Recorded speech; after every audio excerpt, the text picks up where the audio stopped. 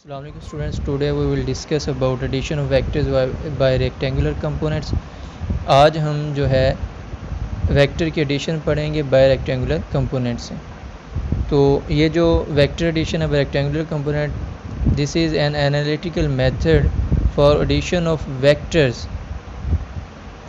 और that is known as addition of vector by rectangular component. कि एक analytical method है वेक्टर्स के एडिशन का।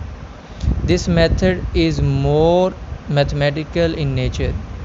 ये नेचर में एक मैथमेटिकल मेथड है रादर देन ज्योमेट्रिकल।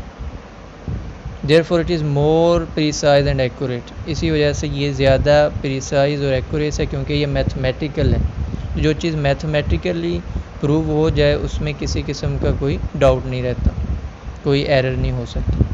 तो इसके लिए हम कंसिडर करते हैं two vectors A and B that are making angle theta a and theta b respectively with x axis.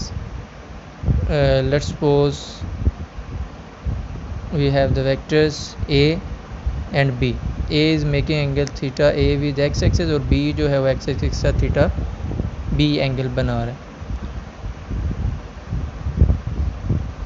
When these vectors are added by head to tail rule, जब हम इनको head to tail rule से add करेंगे we will get a resultant vector r that is making an angle theta R with axis, जो X axis के साथ theta R angle बना रहा होगा। तो वो हम देख सकते हैं यहाँ पे जो है हमने ए और बी को ऐड किया तो यहाँ पे हमारे पास वेक्टर आर आ गया जो एक्स एक्सिस के साथ थीटा आर बना रहा है। तो ये इनका रिजल्टेंट वेक्टर है कि जब हमने तो ये इक्वल होगा ए प्लस बी के, क्योंकि ये इन दोनों को ऐड करने से हासिल हुआ। तो यहाँ से हम देख सकते हैं such that R is equal to A plus B.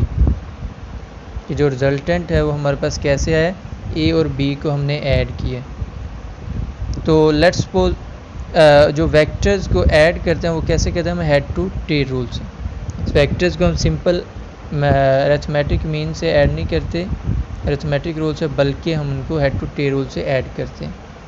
तो यहाँ पे भी हमने उनको हेड टू टेल रूल से ऐड किया। वो कैसे हम करते हैं, पहले हम फर्स्ट वेक्टर ड्रॉ करते हैं, सेकंड वेक्टर की जो टेल है वो फर्स्ट वेक्टर के हेड से मिला देते हैं। लेट्स सपोज ये बी वेक्टर है और जो रिजल्टेंट होता है उसकी टेल फर्स्ट की टेल से और उसका हेड जो सेकंड के हेड से। तो इस तरह से ये रिजल्टेंट वेक्टर और ये किसके इक्वल होगा, ये हमारे पास आएगा ए प्लस बी के। तो ये रिजल्टेंट वेक्टर। इस तरह से हम वेक्टर को हेड टू टेल रूल से ऐड करते हैं। ये head to tail rule addition rule है। नेक्स्ट हमारे पास जो बी वेक्टर है, अगर हम यहाँ पे बी को कंपोनेंट्स में रिजॉल्व करें तो कंपोनेंट्स क्या होते हैं, वो प्रोजेक्शन होती हैं ऑन द रिस्पेक्टिव एक्सेस। अगर बी वाई हम जो है कंपोनेंट देखें, बी का वाई कंपोनेंट, तो वो बी का प्रोजेक्शन हो, जब बी को हम इस तरफ रोटेट करेंगे वाई की तरफ और ये यहाँ पे आएगा इसका प्रोजेक्शन यहाँ तक, तो ये इसका वाई कंपोनेंट है बी वाई। और जब एक्स एक्सिस पे इसका प्रोजेक्शन देखेंगे तो ये यहाँ पे आएगा, तो ये इसका एक्स कंपोनेंट होगा बी एक्स। इस तरह से हम उसको किसी भी वेक्टर को उसके कंपोनेंट में रिजॉल्व करते हैं। अब ये जो बी वाई है इसको हम यहाँ पे भी प्लेस कर सकते हैं इक्वल लेंथ का, क्योंकि ये भी लेंथ जो है सेम और ये भी, तो इसको यहाँ पे हम इसको प्लेस कर देंगे। तो बी वाई, तो बी वेक्टर हमें कैसे मिल रहा है, वो मिल रहा है B X plus B Y. इसके दोनों रेक्टेंगुलर कंपोनेंट से हमें क्या मिल रहा है, उनकी एडिशन से बी एक्स प्लस बी। यही चीज़ हम दो वेक्टर्स के लिए करेंगे कि दो वेक्टर्स को उसके रेक्टेंगुलर कंपोनेंट से ऐड करेंगे। तो यहाँ पे हमने हेड टू टेल रूल से ए और बी को ऐड कर दिया, रिजल्टेंट आर आ गया।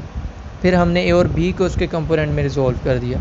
ए का जो एक्स एक्सिस पे प्रोजेक्शन वो ए एक्स है और वाई पे ए वाई है, वो यहाँ पे आना था इस तरफ, तो हमने इसको यहाँ से यहाँ पे शिफ्ट कर दिया इक्वल लेंथ का।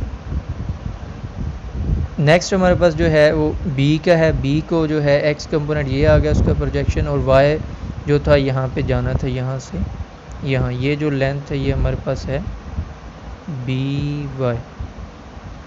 इसको हमने शिफ्ट कर दिया यहाँ पे उसी इक्वल लेंथ का। तो इस तरह से B X plus B Y क्या आ जाएगा, बी के इक्वल।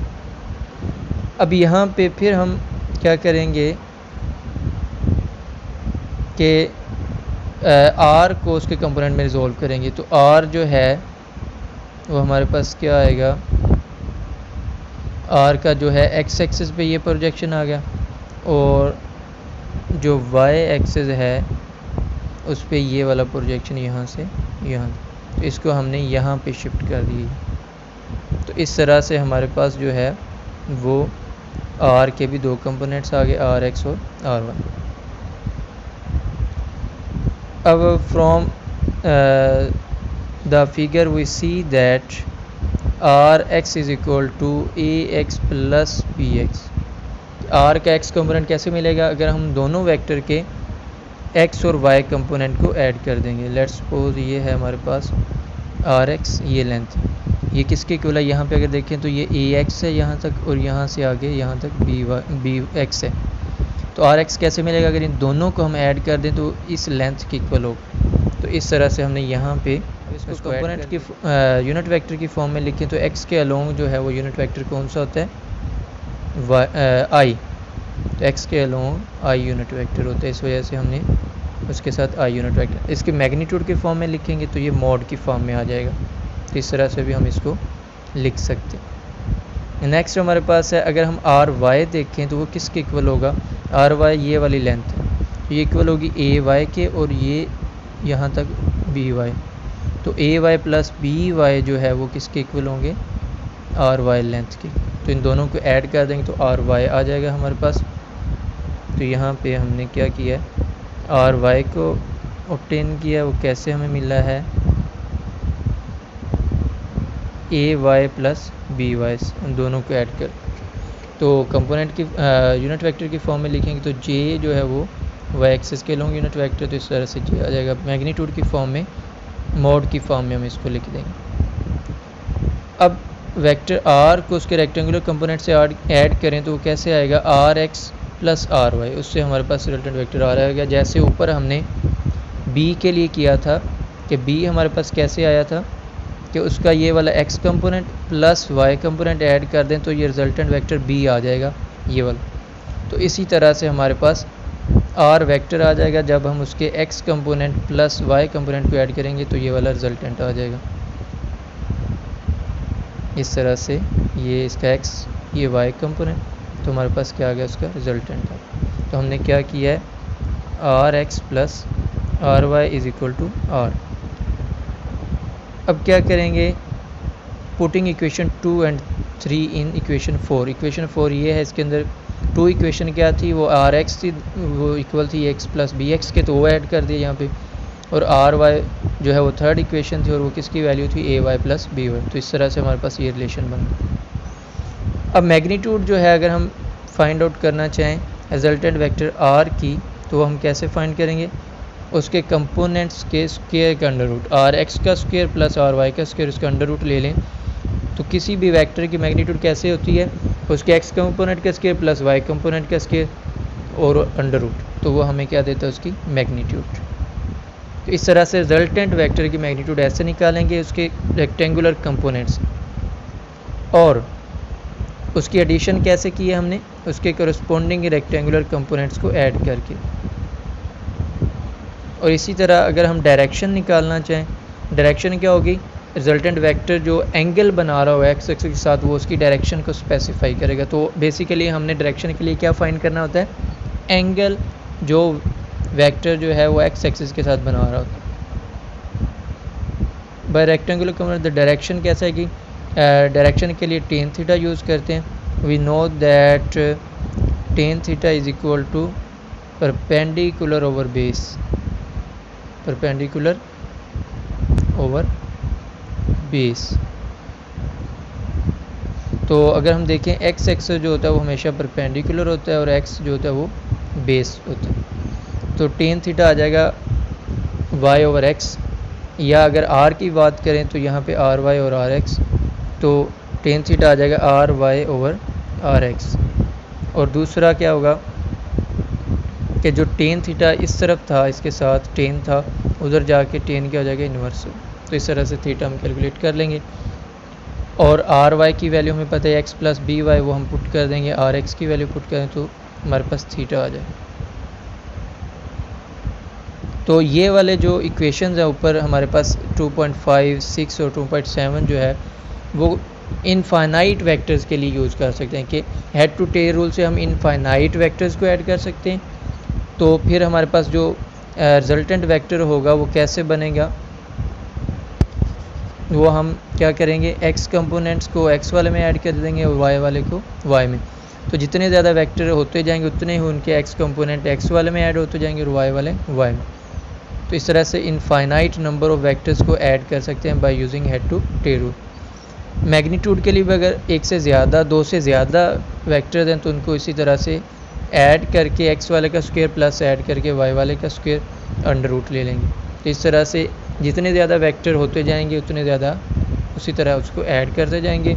x वालों को ऐड करके उनका स्क्वायर ले लेंगे और y वालों को ऐड करके उनका स्क्वायर ले लेंगे, दोनों को प्लस करके अंडर रूट ले लेंगे। तो वो हमारे पास क्या आ जाएगी, r की मैग्नीट्यूड। इसी तरह डायरेक्शन के लिए जो r की डायरेक्शन हमने एंगल फाइंड आउट करना है, तो उसमें भी ऐसे जितने कंपोनेंट हमने रेक्टेंगुलर कंपोनेंट को ऐड किया था उतने कंपोनेंट यहाँ पे हम यूज़ करेंगे।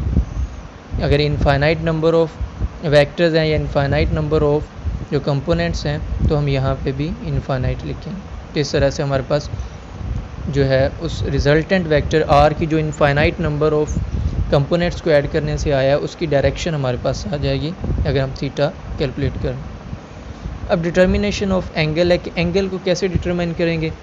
तो to find the direction theta of r along x axis in counter clockwise sense, direction of theta हमें क्या देता है, r की direction along x axis in counter clockwise direction in anti clockwise direction. We determine theta irrespective of the positive and negative sign of R X and Y.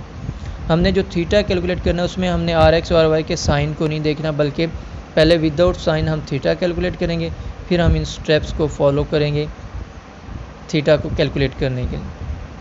तो ये हमारे पास एक coordinate system है जिसके अंदर 4 कोऑर्डिनेट होते हैं। फर्स्ट, ये वाला फर्स्ट होता है, ये सेकंड कोऑर्डिनेट, और ये वाला थर्ड कोऑर्डिनेट, और ये वाला फोर्थ कोऑर्डिनेट। अब अगर जो है और यहाँ पे जो एंगल बन रहा होता है वो 0 होता है, यहाँ पे 90 बनता है, यहाँ पे 180 और यहाँ पे 270 और यहाँ पे दोबारा क्या बन जाता है 360 डिग्री।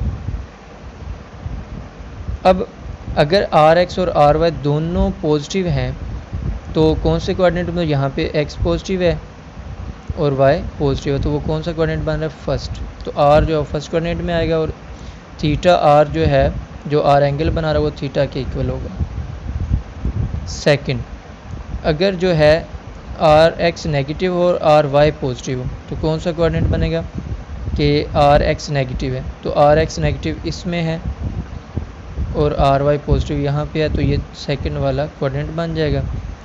तो अब थीटा कैसे कैलकुलेट करेंगे, यहाँ पे हमें पता है कितना बन रहा होता है, यहाँ पे हमने मेंशन किया इसको 180, तो यहाँ पे बन रहा है 180, तो यहाँ पे हम क्या करेंगे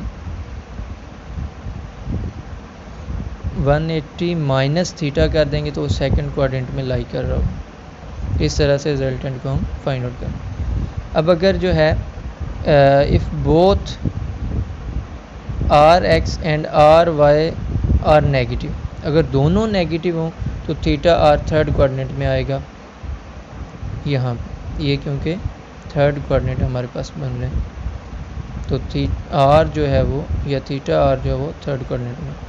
और एंगल कैसे कैलकुलेट करेंगे 180 प्लस थीटा से, वो कैसे आएगा क्योंकि यहाँ पे हमारे पास जो एंगल बन रहा होता है वो 180 बन रहा है।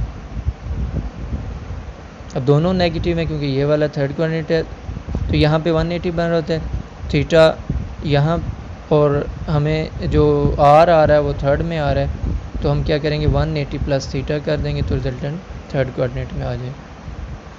इसी तरह अगर दोनों जो है आर एक्स पॉजिटिव हो और आर वाई नेगेटिव हो, तो आर एक्स पॉजिटिव, ये पॉजिटिव है ये नेगेटिव है, तो ये फोर्थ कोऑर्डिनेट बनेगा। और यहाँ पे चूँकि क्या बन रहा था एक रोटेशन के बाद 360 डिग्री, तो हम क्या करेंगे 360 में से कुछ माइनस कर देंगे तो हम यहाँ पे आ जाएंगे फोर्थ में। इस वजह से फोर्थ के लिए हम क्या करते हैं 360 में से थीटा माइनस कर देते हैं, तो रिजल्टेंट वेक्टर आर जो है वो फोर्थ क्वाड्रेंट में लाई करें। तो इस तरह से जो है हम रिजल्टेंट वेक्टर की जो डायरेक्शन है उसको फाइंड आउट कर सकते हैं। डायरेक्शन कैसे फाइंड करते हैं, वो एंगल फाइंड करते हैं जो रिजल्टेंट वेक्टर एक्स एक्सिस के साथ बना रहा। ओके जी, यहाँ पे हमारा लेक्चर एंड हुआ। आई होप कि आपको समझ आ गई होगी। अल्लाह हाफ़िज़।